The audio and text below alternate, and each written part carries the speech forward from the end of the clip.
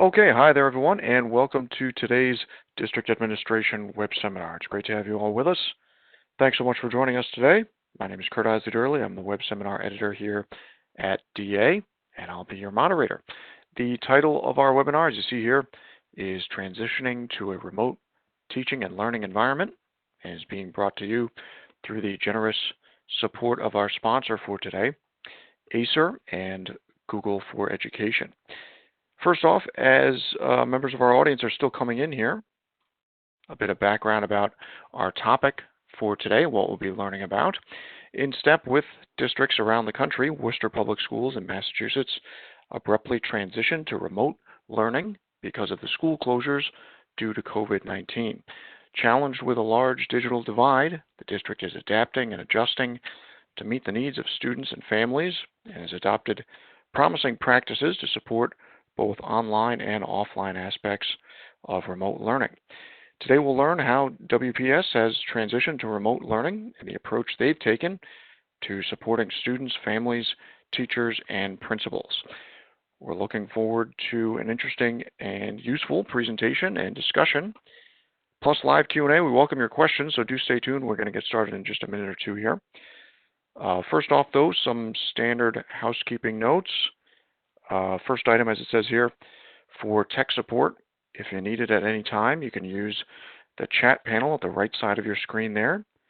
Just select the name of our event host and producer, Jason York. Let him know if you're having any technical issues. He'll be able to help you out there.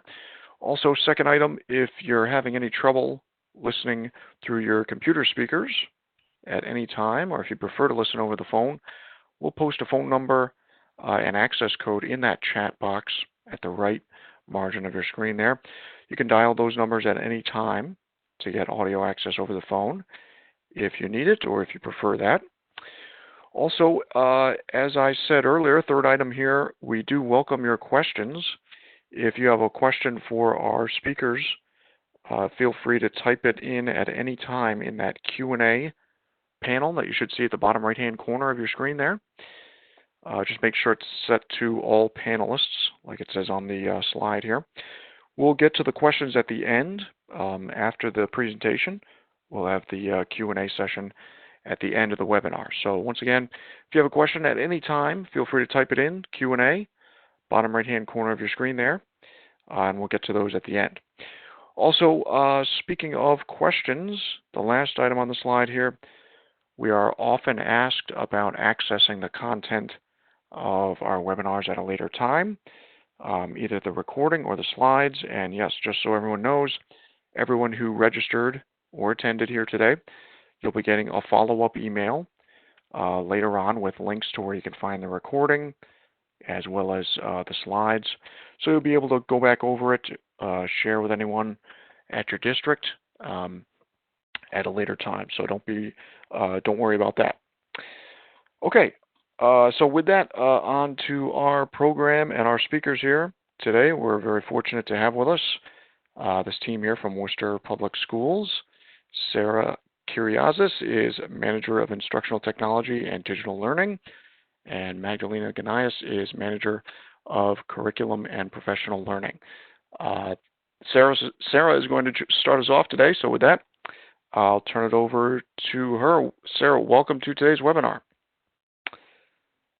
Thank you so much for having us. So, as he said, my name is Sarah Kyriazis, and I'm the Manager of Instructional Technology and Digital Learning, and this is the end of my third year in the district. And Magdalena can introduce herself. Hello, and thank you also. I'd like to thank everyone for having us today. I'm Magdalena Ganias. I'm the Manager of Curriculum and Professional Learning, and this is my 18th year in the district. I was a teacher and then an assistant principal, and then now I'm in this position in the district. Thanks. So what we have here for you today is we're going to just do a little overview of our district, and then a little bit about the capacity we've built over the last couple of years that we've been in the district administration with curriculum and the merging and integration of digital technologies and devices. And then we're going to go into just a couple weeks before the pre-shutdown, when we started to learn about COVID around the world and some prep work we did before we actually closed. Then we're going to move into what Massachusetts called extended learning, and then move into remote learning, and then talk about staff support and professional learning that we provided, the student and family supports, and then some promising practices and next steps. This is the bit.ly that you can review after if you'd like. WPS Remote Learning, it is case sensitive. And then we have our Twitter handles there, the district Twitter handle, and then each of our departments, you can follow along.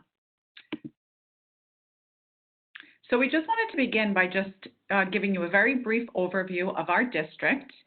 And so we are Worcester Public Schools in Worcester, Massachusetts. And we're the heart of the Commonwealth. We are the second largest district in New England. So just to let you know all where we're located. And this is just a very brief summary of our staff and students. So we're over 25,000 students. We're at 4,600 staff and growing. And we have over 50 sites. So that includes our elementary, middle, and high schools, our comprehensive high school, a technical high school, and all of our alternative sites as well. And our students represent over 100 home languages. And we just thought we'd share this picture of our staff convening. This was in August of 2019, but we just thought it would be helpful to just share a picture of everyone together here. You can see some of our schools are wearing different colored t-shirts, but this is all of our staff all together at the beginning of this school year. So we want to talk a little bit. I did a webinar last year with a couple other district administrators on the move that Worcester did over the last couple of years into using more digital technology. So I'm just going to do a brief overview of this. So between 2013 and 19, only 5% of our classrooms were Wi-Fi ready. We have about the same population of students. And there's about 5,000 static student devices, so desktops, and then there was only teacher desktops. So you can see there the ratio was very poor. We've made a conscious effort over the last several years to really look at the budget and really start to prioritize technology into the curriculum and into students' hands. So we know that there's a big digital divide in our district, and it was not only in homes, but it was also in our schools. So you can't do everything at once. So we decided to do the schools first and try to close the digital skills and access divide in schools, and then move into the digital divide outside the school. So we're happy to say that today we do have 100% Wi-Fi ready classrooms. The district central office is not 100% Wi-Fi ready, so we are having some issues there, but we'll fix that. And now we have, when we went into COVID, before we had 16,000 student devices, we have purchased another 4,000 to get to 20,000 now, and all of our teachers have Chromebooks. So we're doing better. We're not 100% there as far as technology. We're not one-to-one yet. So this is the landscape going into COVID. Some of the slides kind of messed up in WebEx, but some of the other things that we've done pre-COVID is we really scaled up in 6 critical areas, but these are the 4 that we pulled out for this webinar. Teaching, so we have 4 instructional coaches now. When I started, there were 2 to help all of the teachers use technology in the curriculum. We have a pretty significant iTeacher leadership cohort that I'm going to talk about in a minute, and then we have lots of professional learning opportunities. In leadership, we've been doing a lot of work with our district administrators, our principals, our coaches, and our curriculum liaisons. And in learning, we've implemented a new K-5 and then 7th through 8 digital learning computer science curriculum. We've started to integrate in ISTE standards and the technology integration standards to the curriculum.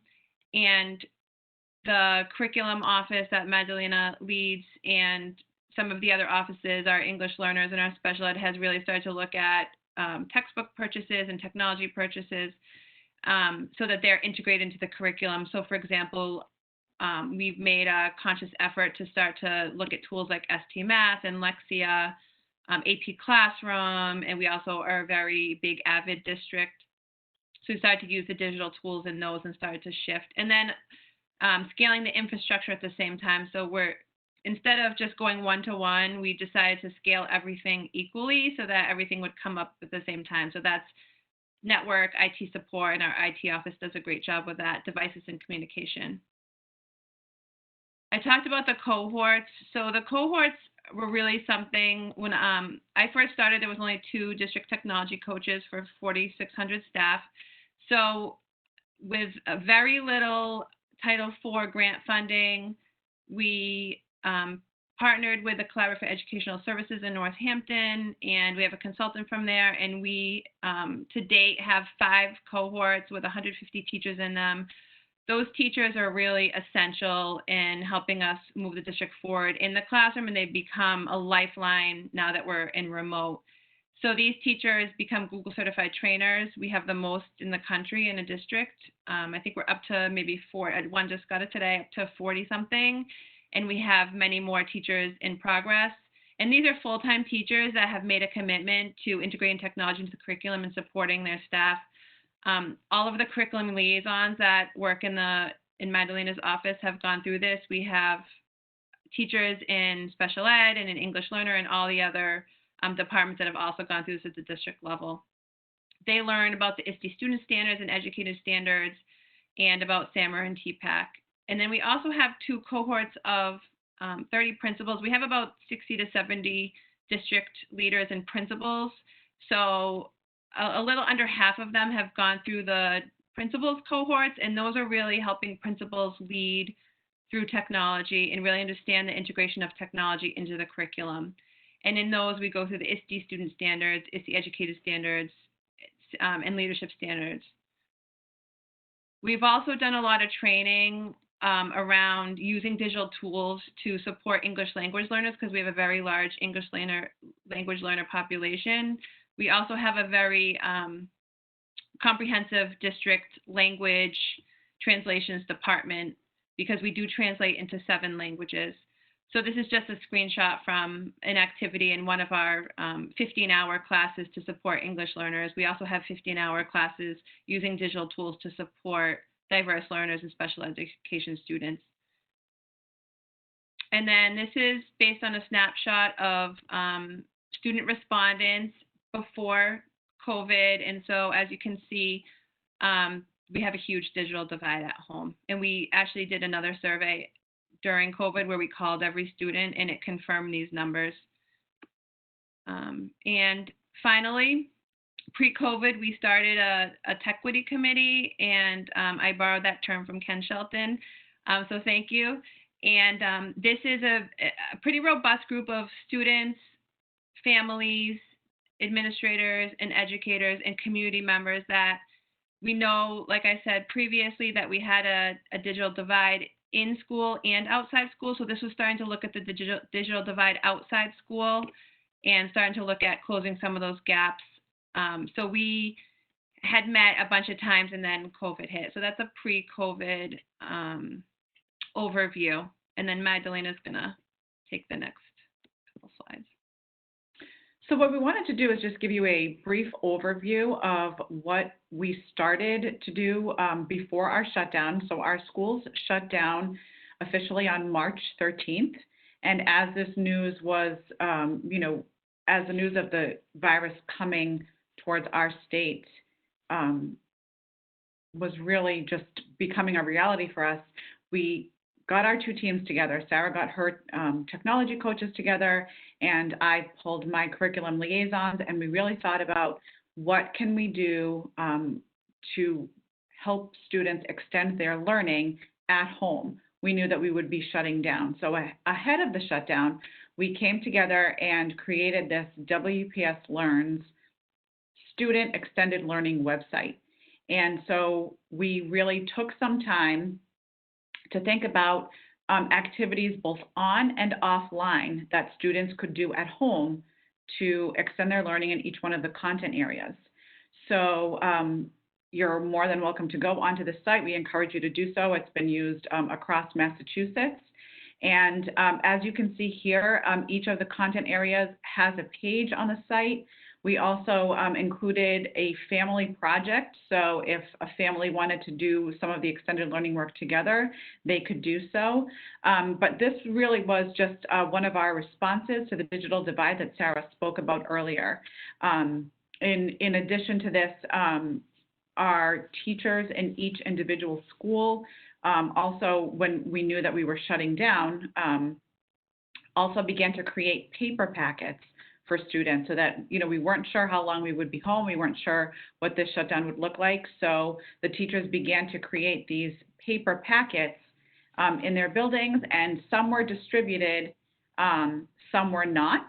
But these were all, they were mailed out after. We'll show you these pictures. But these were all options that we wanted to give our students. In addition to that, some of the teachers and principals and UMass medical students have all volunteered for this project Read Aloud. And this was teachers and staff choosing these books, reading them out loud. And then these are all posted on our student website so that students that can't read yet or would like to have a story read to them can go on here and listen to a story. And I think this is a pretty unique Read Aloud project. We've had a book read for students every day since the shutdown, and this will continue to be available to our students over the summer, and students can use this as part of their summer reading work as well. So on the next slide, here's where our packets are that were mailed home. Thousands and thousands of packets were mailed home. And so, this was just our effort to really think about what are all the needs of our students and how can we continue their learning at home. So here's a few of our tweets that we sent out. And I'll continue to talk about the packets later on. But after our extended learning phase on April 6th, the State Commissioner of Education shared with us that we would be closed down through May. So we moved into what we call remote learning. And so I just wanted to make sure that I highlight here that remote learning in Massachusetts is not synonymous with online learning. But our first concern, really, I did want to mention that we did take a lot of time to make sure that all of our students were safe. So we did track all of our students. All of our students were called, and we wanted to make sure that everyone was safe. So that really was our top priority. And teachers did continue to track student contact and student participation in remote learning. So our remote learning plans, here's the timeline actually that we've shared with you. So our phase 1 was just this extended learning website. Our phase 2 was a really theme-based and grade-based packets that were online and packets that were also sent home. And the curriculum liaisons in our office supported some of this work. We then moved to our phase, what we call phase 3, or remote learning plus, and that was theme-based and then specific grade levels. And then in remote learning phase 4, we really took the lead from DESE as they shared essential standards, and those essential standards were included in a template that we had created that was used across the district, and those were all highlighted in each one of the packets that were sent home. In addition, in the remote learning phase 3 and 4, we added a student rubric so that students could really just have some feedback from their teachers, and really it was an opportunity for conversation and for parents and families to be involved in the process as well and get some feedback on that. So as we really think about, the phases that we moved through for students, we also realized that we did need some supports for our staff. And in response to that support for staff, we created the WPS Staff Extended Learning website. And this really was a fantastic way to communicate with all of our teachers, all 4,600 teachers plus. And we were able to share on this site our office hours. So all of our offices created drop-in hours that teachers could come in and just ask any questions. We shared digital how-tos, so many of our staff members weren't aware that, did not know how to use, for example, Google Classroom or Zoom or Google Meet. So that was all there for them to read about and learn about. We included all of the other offices in our district to add onto this page. So anything that they needed from either special ed or from ELL or from social emotional learning, from the nursing department, they each had a page, and teachers were able to go here as kind of like a one-stop shop to get some information. I did just want to highlight on this next slide some of the specific supports that the Office of Curriculum and Professional Learning offered. So we did offer elementary specific quadrant meetings. So all of our elementary teachers were able to meet with our curriculum liaisons for support. We created content-based PLCs for middle and high school teachers so that they could get content-specific support. There were additional supports for our focused instructional coaches. We have a focused instructional coach in every building, at least one. And we offered several opportunities for blended learning and learning about content, but just pairing that with different tools that teachers could use as they taught their students remotely, sometimes synchronously and sometimes asynchronously. We did also purchase and roll out several new textbooks and online platforms for our students to use.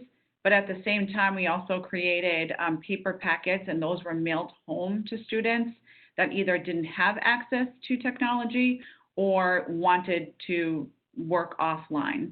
And so I think, as Sarah mentioned, we did get those packets translated, and we were able to meet the needs of those students. I just wanted to highlight on the next slide, it really just highlights just an example from our office. So this is the science supports. So really all of our supports were shared with the understanding that we're all learning, right? We're not experts in this. We all continue to learn from each other. And as we're learning content, we're also learning digital skills. So the tools were embedded in the learning, and there really was a focus on student engagement and incorporating our UDL strategies.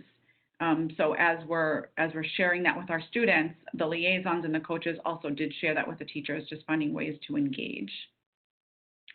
And then here, Sarah is going to just share some of the technology and digital learning supports for our teachers. Thanks. So because, when 30,000 people, students and staff, and then all the supports go online, there's a big need for technology and digital learning support.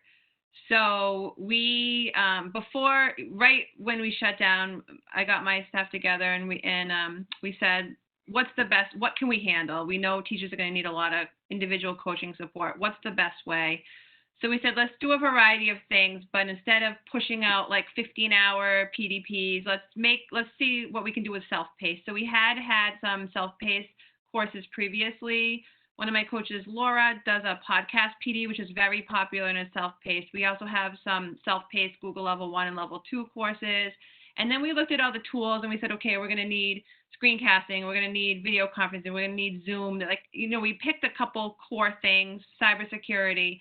And so we put those into Google Classroom, self-paced courses, and then they signed up in TeachPoint and they got professional development points for those.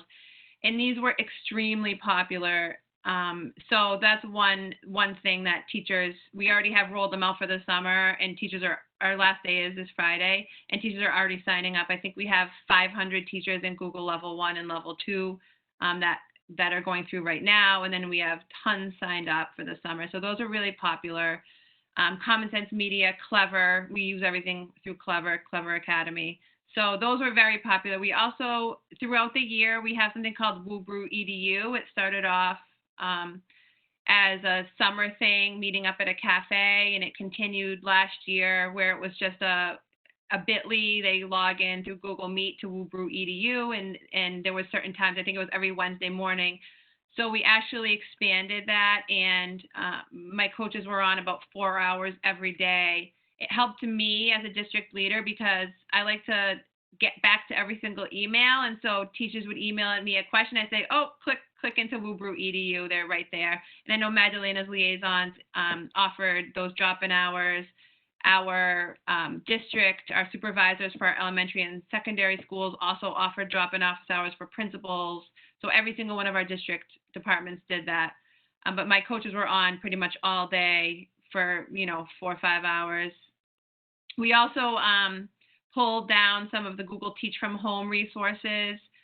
We continued our iTeacher cohorts. We just modified them and did them virtually. We ran webinars, 1 to 1.5 hour live webinars. We created a bunch of one-pagers, and then we created a bunch of screencasts and YouTube tutorials. From looking at all the feedback, the way teachers and staff like to learn is the way they like to learn. So if you say what's the best thing, everyone thinks the best thing is something different. So in true UDL spirit, we want to offer a lot of different ways for people to access their learning. So student and family supports. We did a lot with, like I said, we need to translate into 7 top languages essential. So we did a lot of work around really how can we support our families. So one of the ways we did this was to start translating some of our instructions into all the different languages. So there's just a screenshot of that. Again, if you visit our website, you can see some of those. Feel free to use them. And then some supports in, meshing technology and curriculum together. So like Magdalena mentioned, every single student was called by the teachers. In addition, the English Language Learning Department also did a follow-up call to our 8,000 families just to double check and ask several questions. Our first wave of Chromebooks, we didn't have enough to give out to everyone. So to ensure equity, the first thing we did was after we made all those phone calls is we gave 1 Chromebook for every family who didn't have one. That was the first wave. And then the principals really spearheaded that and went into the schools and did that. The second wave was 1 Chromebook for every 2 children in the family. And we are looking at identifying funding for hotspots and going one-to-one in the event of a hybrid model or online for the fall. And then Spectrum is the cable and internet provider here in Worcester. They're the only one. So we did help families connect to that free Spectrum internet. Unfortunately, they're rolling off now, and that's why we need to identify hotspots for about 5,000 students, which is about 3,500 families. And then Magdalena is going to talk about the AP devices and some summer supports. So I thought that we should mention the AP devices because this really was a challenge in our district, I think, as it was across the country. When the shutdown started, the AP exams and AP classrooms were moved online. So the AP classrooms are always online, but the AP exams were moved online, and that really did pose a concern for us. A College Board did provide Chromebooks for our students, but our students also needed support with connectivity, so we did have to provide hotspots to many of our students.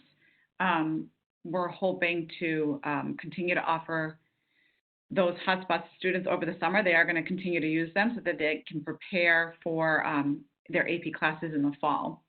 So continuing with summer supports, we do offer many supports over the summer. We're going to continue to share resources on our summer reading website, and our summer reading website also includes our summer reading brochures, which are suggestions for students for summer reading. We have been able to purchase an app for our students to read books online.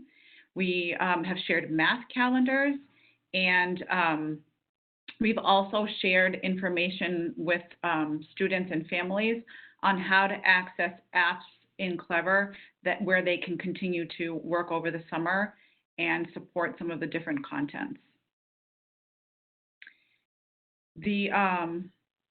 We're also just sharing here some district level student support. So I just wanted to make sure that we were very clear that our schools individually are providing many supports on their own. They've all come up with such creative ways to reach their students and families. So, but here we're sharing just some district level supports. So we are continuing to track our check-in weekly with our students and to track their engagement. Some departments are making additional calls. Our ELL department is doing that. Many of our schools have held virtual open houses for families. We're continuing to distribute food. And we've also been able to distribute art kits to students that have shared that they would like them. We've also shared the art kits through our food trucks. We've had a Hearts Connected program that shared jump ropes and chalk through our physical education department. They were very proud of that. We have many videos of students jump roping and enjoying the chalk, which is wonderful to see. We host a mini Olympics for our students every single year. This has been a long-standing tradition in our district. And this year, the physical education teachers wanted to continue that and found a way to do so virtually. And today, we launched our virtual art show, which really is amazing to continue that. I think it's 52 years this year that they've been holding an art show, and they really found a way to highlight the students' work, and they have over 600 pieces of student artwork that was loaded onto the site, and all students were recognized. So that's a huge undertaking for that department and the visual arts department, and they did a fantastic job with that as well. And so we also just wanted to share what do our remote learning packets look like? So this is one of our remote learning pack plus, what we call a remote learning plus, because we added the standards at the top. So you can see that we put the standards in kid-friendly terms because we don't want the numbers in this long standard. We wanted this to be something that both parents and families and students could read and understand, what they were being asked to do.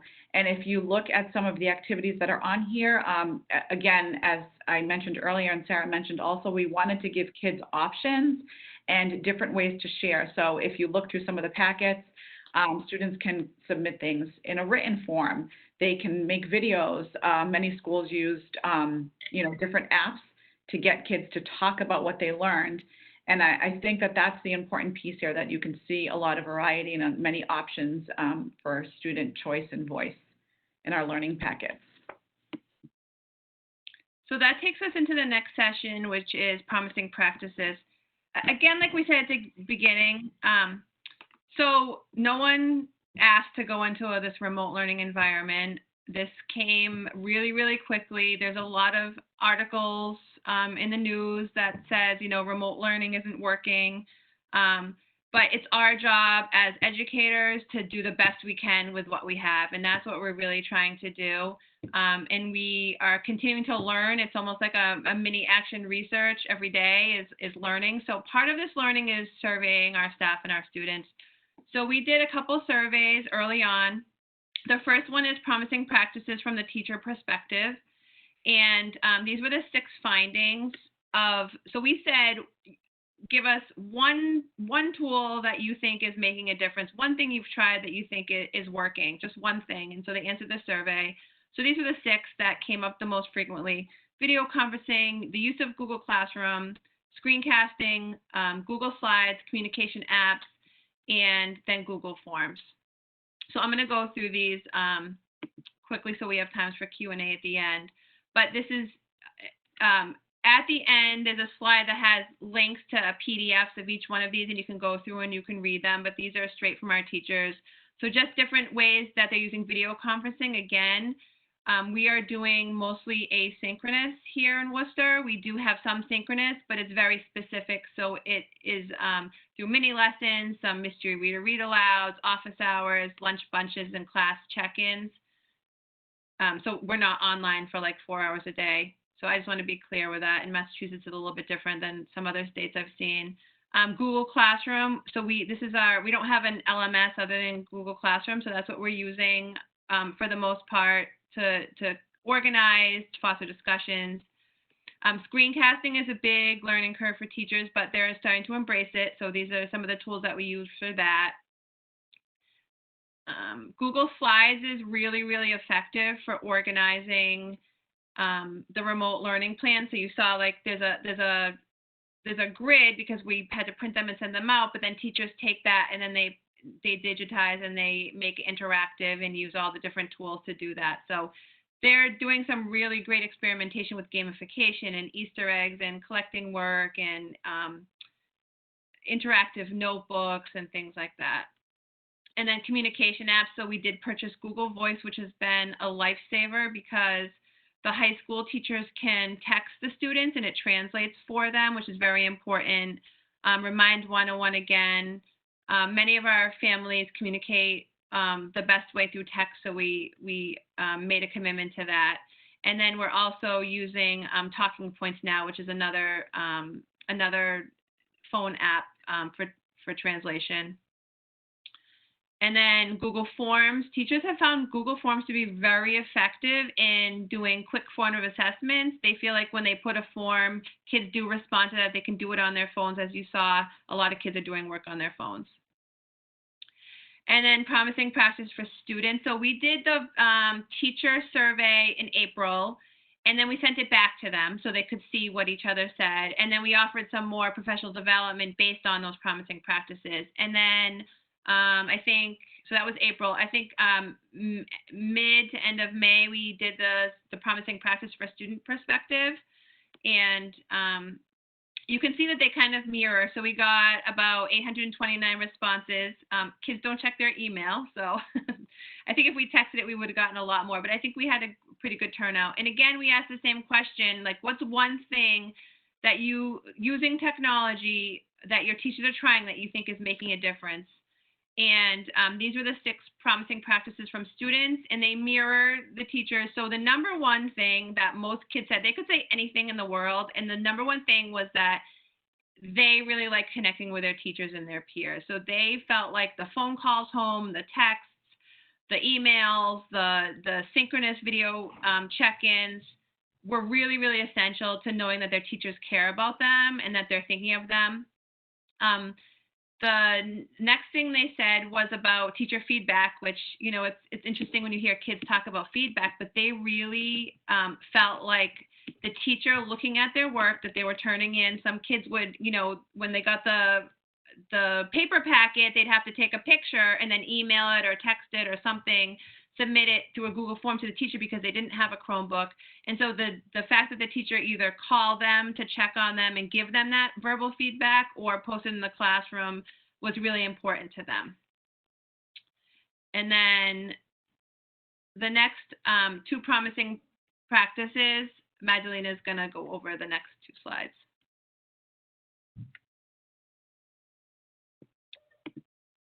So here we just wanted to just share with you that another theme that came up repeatedly was in the student surveys was students appreciating their teachers being organized and prepared for their courses. So we really, you know, we've shared some of the digital tools here, but this was also just a way for teachers to personalize the learning for their students. And when they used some of the tools that were available, students felt like they were most engaged and their voice was heard and that they had a choice in some of their learning. So then that kind of goes along with the next finding, where when teachers shared assignments that were creative and engaging and fun, students really were able to get involved in the class and really feel like they were part of it. And so I think, you know, some of the quotes that we shared here just really kind of share what the students were sharing with us, but that students were able to be engaged and also learn at the same time. So as we've shared several times, we know this isn't perfect and we're learning each day, but we know that some of these challenges are ongoing. So that students really, you know, want to get back into their classrooms and be with their teachers, that they had a hard time with the remote learning and you know, that it was a challenge for them and sometimes posed a barrier, and that we continue to work on access. We're also continuing to support families in various ways, and we're also really thinking about the social emotional challenges that have also come with this as well. And so here we just wanted to share some promising practices for professional learning. And as we think about a lot of the work that we do in our district is done through PLCs, and our PLCs really just shifted to virtual. So just as we have a PLC that requires, collective inquiry and thinking about a culture of trust and being action-oriented and sharing a purpose and continuous improvement, all of those things still translated to our virtual PLCs.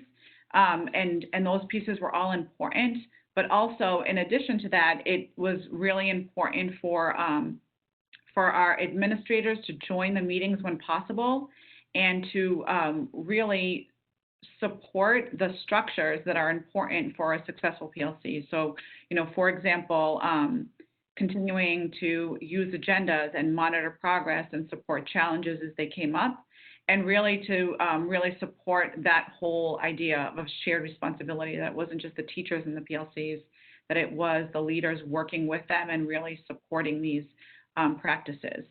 So we just wanted to highlight some of these because we know that that these can all be challenges in a regular environment, and they really are magnified in a virtual environment. So some of our findings were really just, some of these things that I've highlighted here, really understanding that planning for any virtual workshop really takes 2 to 3 times longer, if not even more. So really keeping the workshops extremely focused to 1 or 2 objectives, thinking about clear expectations and really stating those right at the beginning, allowing time for teachers to have an agenda ahead of time, think about some pre-work, including all of the links on the agenda. We found that to be so helpful. And within each workshop, allowing an opportunity to interact. So whether it was a break room with a note taker or any digital tools or time for reflection and feedback, that was an important piece to incorporate within the workshop. And then also really keeping the time down. A 6-hour workshop is not going to be effective. It was really cutting it down to 2 hours, sharing some pre-work, maybe sharing some post-work, and then coming back and asking the teachers, how did it go? Allowing time for implementation. That was key. And then the drop-in hours were also fantastic with this because teachers could go back, try it with their kids, and then come back and ask questions and ask for additional support. And so those really were our major takeaways, but really that everyone's time is so precious. So when teachers are going to come to a workshop, we really wanted to focus on it being very effective and really helping teachers to learn something and be able to take it back and not implement it perfectly, but be able to use it with students and find their way and then ask questions. And in the asynchronous professional learning, we talked about the self-paced workshops. So we did offer those digital workshops, but then there was also some self-paced content-specific workshops. Again, we talked about the podcast PD. Some departments did book clubs and then recorded webinars. As you can see in the quote, teachers really liked that self-paced PD because they were able to self-select what they wanted to do and work from there. I do want to say that, like Magdalena said, that principals run schools and teachers support students. And our job as district leaders is to really be in that servant leadership and really what can we do from a district level to support principals and teachers. So we hope that everything we went over really kind of gives you a view into how we as district leaders work together, our departments, to really support principals and teachers and students and families. And so we have some reflections because we know we're continuously learning. And the first set of reflections is that students need technology skills. So like I said, we just started this shift over the last couple of years, and so we still haven't gotten our students fully up to speed. They know how to text and do things like that, but my own teenagers, I had to show them how to do an email the other day. So we have student interns that are going to be working with us this summer that are going to be working on a website with YouTube videos on less than 60-second videos for student skills. Family webinars are popular, and we've helped schools pilot them, but we're going to be continuing those next year, whether we're in person or not, to really introduce families to different curriculum concepts, some of the apps, how to navigate Google Classroom, how to support their students, and same with community webinars. So we're looking at putting together a family academy or something like that so parents can gain those skills. We just launched our student, family, and staff surveys today and over the next couple of days to do an overview of what all of remote learning and what are we going to do for the fall. Our state still hasn't said what we're going to do for the fall, so we're still waiting on that.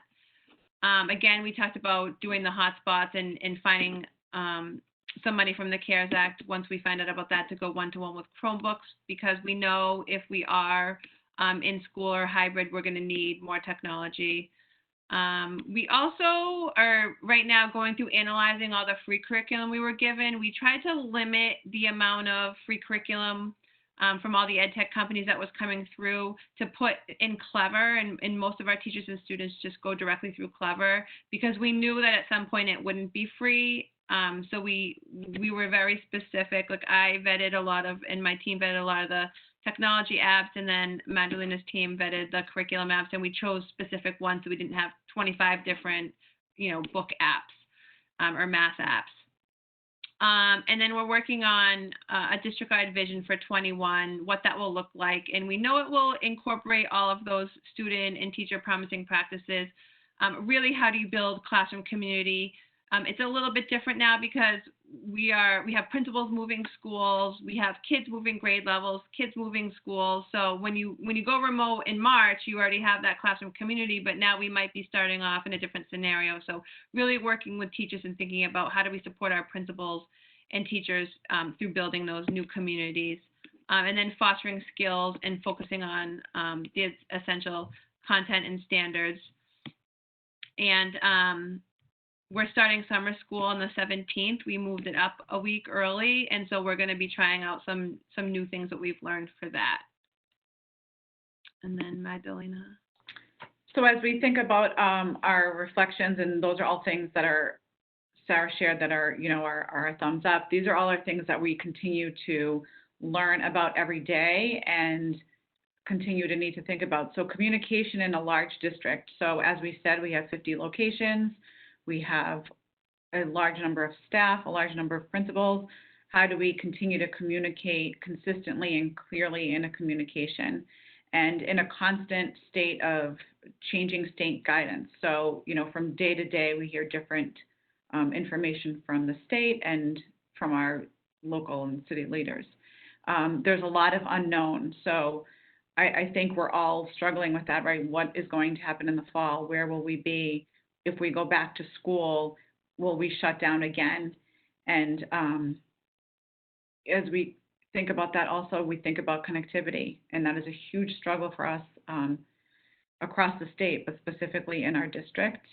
And just as everyone is feeling this way at this time, staff, family, and student fatigue. This has been many, many months of many changes, and there's a lot of fatigue. So we're continuing to use surveys and focus groups to inform next steps, and whether we go back to school in the fall and in whatever capacity that is, everything that we've learned, we'll be able to take it and use it and to continue to use it moving forward. And so I think just as we end, we just wanted to share our sites with you. And we invite you to reach out to us at any time and ask us questions. We'd love to connect with you. Please visit our sites and use anything from our sites. But also just to say once again, we're continuing to learn every day. We're not experts. And, we're looking for ways to learn from all of you also. And so, please connect with us on Twitter. Please reach out, and we're happy to answer any questions from here. Thank you all so much. Okay. I can post a link to the slideshow because we have a lot of resources here, but you can go back and look at all the weeks of our remote learning packets. You can look at any of this stuff. Feel free to use anything. I know our extended learning site was used in many other states and many other towns and across the world for some reason. I think because we were one of the first to get it up. But we really appreciate you having us, and putting this presentation together really helped us also reflect and learn and think about, oh yeah, we can't forget to do that. And we have an incredible superintendent and district team and principals and teachers and staff and families. So we just wanted to say thank you to all of the Worcester Public Schools community. Absolutely. And thank you to you both, Sarah and Magdalena. I really appreciate you guys taking the time to share your story and expertise with us. As they mentioned here, some Twitter handles here if you want to connect with them. And yes, a couple reminders for everybody. Well, first, we're interested in your feedback. To our audience, you'll notice at the right side of your screen there, we launched a poll, a quick poll. We'll just leave it open for a couple minutes here. Just interested in your feedback in our webinar here today, and as well as kind of gauging your interest in the Google suite of products and how likely you are to pursue some of those. Responses to that are completely anonymous. Don't worry about that. But we'd love to get your feedback. At the right side of your screen there, just select your answers and click Submit at the bottom. We'll give you a couple minutes to do that. Thanks to everybody who's been submitting questions. A couple quick reminders. We did get a few questions asking about, is this being recorded? And yes, it is. Everyone will be getting a link to the recording. And we will make the slides available. We'll email everybody who registered with links to those. And contained within the slides are a whole bunch of links and resources that you can access later on. So if you want to learn more or reach out to Sarah and Magdalena or follow what Worcester's doing, you'll be able to do that. Another reminder, if you do have a question, just put it in the Q&A, not the chat. We got a bunch of questions here coming into the chat, but if you wouldn't mind just putting them in the Q&A, it puts it into an organized queue, makes it easier for us. Let's see, Sarah and Magdalena, a bunch of questions here. A lot of people asking a lot of things here. I know we went through a lot in a kind of short amount of time quickly there. First question is asked, how did you address CTE courses? Did you address that with remote learning at all? Career technical education? So that's a great question, and I did answer just very briefly in the chat. We do have several CTE courses, and we did have a support page on our staff extended learning website for CTE. We do have a school and district level, I guess, someone that organizes all of that work. And she was the one that did provide that support. So we do have much more to do with CTE. We did not provide as much district support as we would have liked to, but the teachers did get some support at the school level. Okay, sure. And Magdalena, I think you chatted this answer as well, but it asked, can you describe your curriculum office structure, number of liaisons, coaches, directors, supervisors by subject, and how many school level coaches? I know you kind of went through that quickly, the structure of that. Yeah, so considering the number of students and staff that we have, we really do not have an extensive district level office. So my team there are 12 of us that work in our office. So one content liaison per subject area. So, social studies, math, English, world languages, AVID. And we have some support coaches we have 4 support coaches that work with us as well. So we support district-wide K through 12. And then all schools have one focused instructional coach at the school level. Some of our middle schools and other larger schools have 2 coaches. And Sarah can speak for her office and her team. But we have one manager for, social emotional learning, special education, ELL, and they also have their support offices. Mm-hmm. So Sarah has her. Yeah, so I have 4 focused instructional technology coaches at the district level, and then we support through those iTeacher cohorts is working with those iTeachers to build up their skill sets. But again, those are full-time teachers, and so they're doing this with a small, stipend on their own to become Google certified trainers. So we have more growth in our office, definitely, that we need, especially my coaches are exhausted. So yeah, but that's why we tried to build capacity. So like I said, someone asked in the chat, what's ISTE? So ISTE is the International Society for Technology and Education.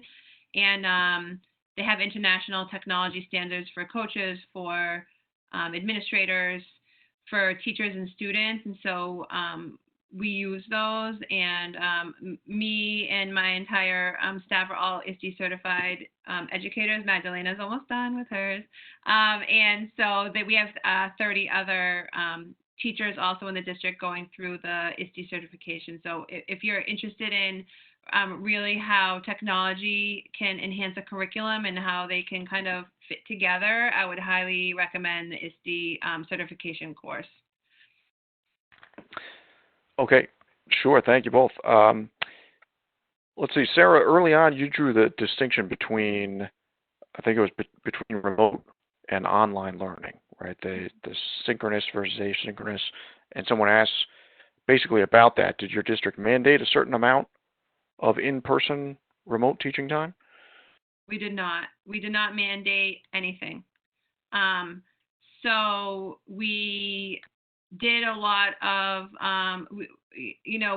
teachers have a lot of autonomy, and so teachers would come through. We did mandate that teachers contact students. The district mandated that teachers contact students in whatever way was best for the student, whether it be phone or through email or Google Classroom or asynchronous or synchronous. So, but no, we did not say, you need to be online from 8 to 8:30. We didn't do anything like that. The only other piece that was mandated was the completion of the weekly template for students. So all teachers had to complete that for their students, but the synchronous piece was not mandated. Some teachers did go forward and do that, but it was not mandated. Okay, sure. Thank you. We just have a couple minutes left here. I'll try to maybe combine. So there's some questions here about, essentially about assessment. Do you have any teachers that need to address the need for students to display mastery with demonstrations of skills? Some questions basically asking about, are you thinking about that? How do you assess skills and levels of learning? Do you have an approach to that? So we did not mandate mastery. If we continue to this format in the fall, we have to think about and look at that again. But at this time, the only assessment piece that we included was a rubric, and it was basically a 0 to 4 rubric, and really reflecting on the level of completion and engagement of the student. And it was really a vehicle for teachers to be able to give feedback to students and for parents to be able to have that conversation with teachers when needed as well. So we did not have any type of mastery that was mandated for this phase of the learning. I see a question about early college. We're one of the first districts in Massachusetts that does early college. We have partnership with Quinsigamond Community College in Worcester State. In Worcester, we have a lot of colleges. So when those colleges went online, those were some of the first students to get actually colleges bought them laptops previously. So we passed out those laptops, and those students continued their early college classes online. So there's also a question about how do we specifically support special education students and specifically life skill students. So I think that's a great question. All of those students were specifically contacted by their teachers, and they did have individual remote learning plans that were sent to them that were specific to their needs. There's absolutely, people in our district that you can contact for more information, but we did carefully follow state guidance for our special education students. We included them as much as possible in all of the remote plans, but they were contacted individually, and individual plans were created for them. Okay, sure. Definitely an important piece of this. A lot of things to think about and figure out as we all navigate this new environment. So thank you so much for sharing everything that you guys have learned thus far. It's been great. Thank you. Well, we've reached the top of the hour here. I just want to be respectful of everybody's time and wrap things up here.